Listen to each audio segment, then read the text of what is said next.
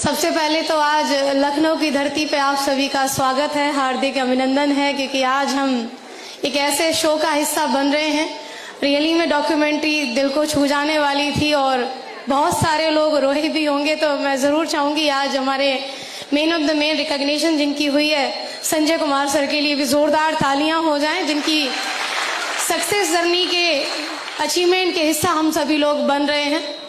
और अब मेरा परिचय, टाइम कम है और मैं जल्दी से अपनी बात को शुरू करके कंप्लीट करना चाहूँगी। नाम ज्योति यादव है और इसी उत्तर प्रदेश के डिस्ट्रिक्ट मैनपुरी से बिलोंग करती हूँ। SLPS परिवार में मैंने भी शुरुआत करी, मुझे भी अवसर मिला इस प्लान को देखने का, इस प्रोडक्ट से अवगत होने का। ये सारी चीजें मेरे लिए मेरे जीवन में नई थी, क्योंकि मेरा बैकग्राउंड, मेरे पिताजी खेती करते हैं। एक किसान परिवार के अंदर नौकरी की बात होती है, व्यापार की नहीं। किसान परिवार के बच्चे नौकरी की प्रिपरेशन करते हैं, व्यापार की नहीं। क्या मैं सही हूँ? और मेरे जीवन में बिल्कुल वैसा ही चल रहा था। पढ़ाई करते हुए हर वक्त पल पल मेरे माँ बाप एक बात कहते थे। कभी कभार पिताजी के साथ खेत में काम कर रहे हो तो पिताजी हमेशा हमसे कहते थे कि बिटिया तुम्हें इतनी पढ़ाई करनी है कि एक नौकरी तो तुम्हें मिल ही जाए। अगर एक नौकरी तुम्हें मिल गई तो तुम्हें मेरी तरह ऐसे खेतों में काम करने की जरूरत नहीं होगी, तुम्हें मेरी तरह एक एक रुपए के लिए कभी परेशान होने की जरूरत नहीं होगी। क्यों? क्योंकि मैं हर बात को जानती थी जिस समस्या से मेरे माँ बाप जूझ रहे होते थे।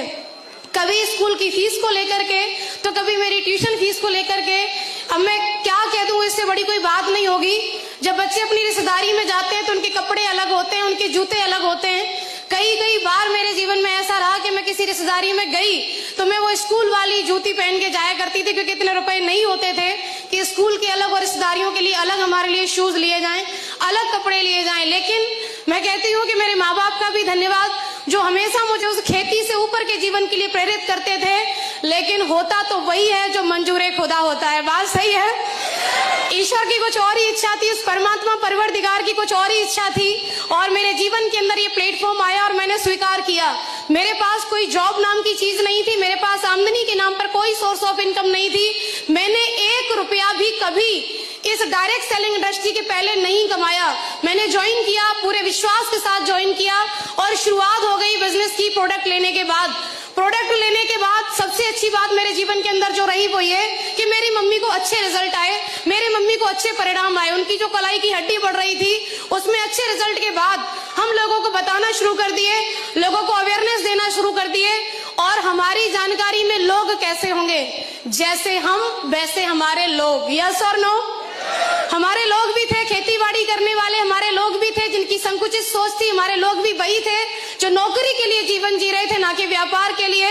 लेकिन जब उन लोगों के साथ जाकर के शेयर किया, बहुत सारे लोग ऐसे रहे जिन्होंने हाँ में जवाब दिया, और कई सारे लोग ऐसे रहे जिन्होंने सिर्फ ना ही नहीं किया, साथ ही साथ उपदेश दे दिए, सलाह दे दी, तुम ये कहाँ फंस गई, तुम्हें ऐसा नहीं करना चाहिए था। तुम्हें पता है लड़कियां कभी व्यापार करते हुए पूरे गांव में तुमने देखी?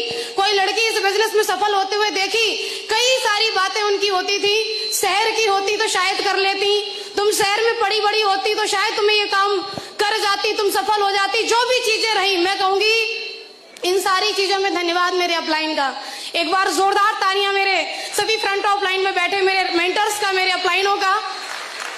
एक शख्सियत, एक वो व्यक्ति आपके जीवन के अंदर, आप बाहर जाकर के कुछ भी कराओ, लेकिन जब आप दुखी होते हो, जब आप परेशान होते हो, तो आप उस व्यक्ति को ढूंढते हो जो व्यक्ति आपकी बात सुने। मैंने ढूंढा और मैंने एक चुनाव किया मेरे अपलाइन का, मेरे मेंटर का। मुझसे कभी भी कोई भी कुछ भी कह देता, कभी रिश्तेदारी में कोई कह देता, अरे तुम अपनी लड़की की कब शादी कर रहे हो, तुमने अभी तक नहीं की। कभी रिश्तेदारी में कोई ये बोल देता, कितना और इसको काम करवाओगे, तुम लड़की की कमाई खा रहे हो। फिर माँ बाप मुझे सुनाते और मुझे कोई नहीं दिखाई देता, मुझे कॉल दिखाई देती, मैं कॉल करती, माँ गुरुजी अब तो मेरे से ऐसे कह दिया, अब मैं किसी की नहीं सुनूंगी। माँ गुरुजी कहते रुको रुको, ठहरो ठहरो, जितनों की शादी हो गई वो कितनी मर्सरीज ले आई। फिर मुझे समझ में आती बात तो सही है, फिर मैं समझती, आगे काम करती, आगे बढ़ती। और मैं कहूंगी हालांकि मैंने एक बात के लिए दोबारा तो कभी फोन नहीं किया, लेकिन जीवन में जब कोई नई बात ऐसी आई जिसने मुझे परेशान किया, तो मैंने एक ही दरवाजा खटखटाया, वो मेरे अपलाइन, मेरे ग्रेट मेंटर महागुरुजी मिस्टर दिलीप चौबे सर के लिए बस जोरदार तालियां हो जाएं, जिन्होंने पग पग मेरा साथ दिया, मेरा मार्गदर्शन किया। ये रास्ता लगातार मैं चलती रही, ये कारवां आगे बनता रहा, लोग हाँ करने वाले बहुत खुशी हो रही है आप सबको बताते हुए। हाँ, मैं गांव की रहने वाली हूँ, हाँ मैं किसान की बेटी हूँ। तो क्या हुआ, मैंने शुरुआत किया गांव से बिजनेस का, जीरो की टीम बनी, जीरो से लेकर के आज हजारों लोगों का नेटवर्क